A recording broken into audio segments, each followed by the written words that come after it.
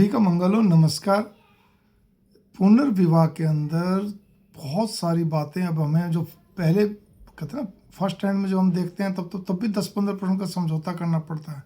लेकिन री मैरिज के अंदर पुनर्विवाह में हमारे को 50% तो कम से कम भी छोड़ देनी पड़ती बहुत सारी बातें। लेकिन कुछ चीज़ें बहुत ज़रूरी होती हैं, वो चाहे लड़के वाला हो चाहे कहते हैं लड़की वाला हो, उनके लिए।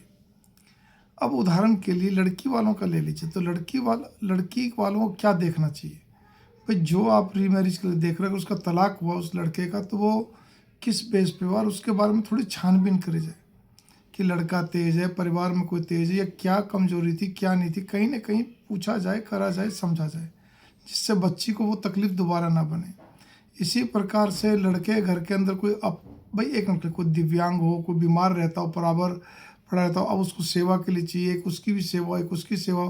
या घर में कोई भी क्या कहते हैं बेटी क्या कहते हैं वो विधवा के रूप में तलाकशुदा के रूप में वहीं रह रही है, उसकी शादी नहीं हो रही है या वो करना नहीं चाह रही है, वो भी हमें काउंट करना चाहिए। इसी प्रकार से मतलब वो भी ज़रूरी, कई बार उससे भी क्या घर के अंदर बड़ी सारी बातें बन जाती हैं। गलत कुछ भी नहीं होता, ये ध्यान रखिए, कल को हमारे साथ भी हमारे घर में भाई बेटी हो सकता है ऐसा, तो हम क्या कर सकते हैं। लेकिन हमें इस चीज़ को समझना चाहिए कि वो क्या कहते हैं, उसने भी क्या भाई, जो आपके भाई का तलाक हुआ है तो उसका भी क्या रोल था क्या नहीं था, नहीं भी हुआ, विदुर हो गया तो भी बहुत सारी बातें। क्योंकि आम तौर पे देखा गया कि जो लड़कियां तलाकशुदा या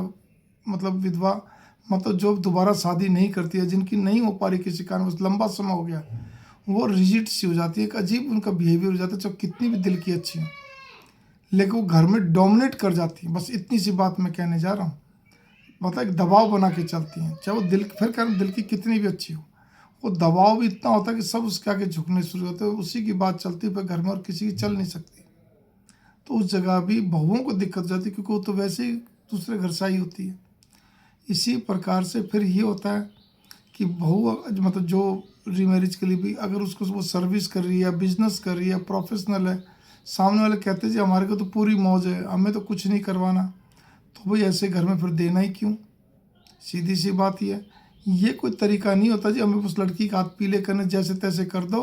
और क्या कहते हैं उसकी आप कैरियर को एकदम से ठुकरा दो, नहीं, बिल्कुल गलत है, अन्याय है ये, ठीक है ना। इस चीज़ पे तो आपको लड़की की सहमति लेनी चाहिए, वो तो हर चीज़ में है, लेकिन फिर भी उसके अलावा लड़का दिखने में ठीक हो, कुल मिला के मतलब लड़का आदमी जो भी हो दिखने में ठीक हो, सारी चीज़ ठीक है, कुल मिलाकर बस इतना ही होता है।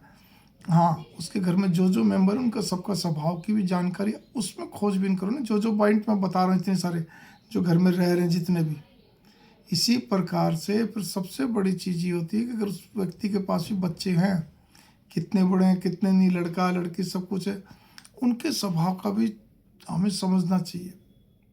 क्योंकि बच्चों के कारण से भी बहुत सारा विध्वंस हो जाता है। अब होता क्या है, एक तो उन बच्चों की माँ चली गई, अब नई माँ है, वो चाहे कितनी भी देवी समान आ जाए, एकदम बढ़िया स्त्री आ जाए, लेकिन अगर बच्चा या बच्ची जो भी मतलब उस घर के अंदर जो छोटे बच्चे बच्ची जो भी चंचल हों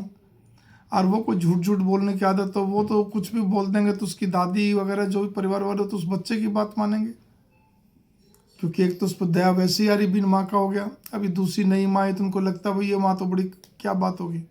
ये नई बहू है, हमारे तो इन बच्चों पर बड़ा जुल्म ढा रही है, इनको बार बार डांटती है, बार बार थपेड़ती है, जो भी कुछ हो, या बार बार सुनाती है, इन पे दबाव बनाती है। भाई देखो ये चीज़ें गलत है। खुद की माँ भी जब मारती है, पीटती है, दबाव बनाती है, सब कुछ करती, तब कुछ नहीं होता, दूसरी माँ थोड़ा सा भी करे तो उसका बवेला मच जाता है। तो इसीलिए उन बच्चों का भी सारी स्थिति पता करो, कई कई दिन लगा दो जी इस चीज़ में, छानबीन में, आस पड़ोस से, सबसे, कुछ दूर के रिश्तेदारों से, और जैसा भी कुछ हो कि बच्चे कैसे हैं कैसे नहीं हैं। कहने को बच्चे सारे भगवान का रूप होते हैं, लेकिन कई बच्चे आजकल तो जितने पिछले कई सालों से देखे जा रहा हूँ, वो भगवान का रूप तो मान लो, लेकिन कई बच्चे, मैं सारों की बात नहीं कर रहा, लेकिन मतलब कहते हैं ना कुछ कई बच्चे बातों घुमाने में एकदम माहिर हो जाते हैं, पता नहीं क्या पूर्व जन्म के उनके साथ संस्कार जो चले आ रहे हैं, ठीक है ना, बहुत जिद्दी होते हैं, बहुत क्रोधी होते हैं। लेकिन अफसोस तो इस बात का था, उस घर में जितने मेंबर हैं वो सब के सब उन बच्चों को ही सही मानते हैं, चलो ना भी उनके बाप की शादी हुई है तब भी,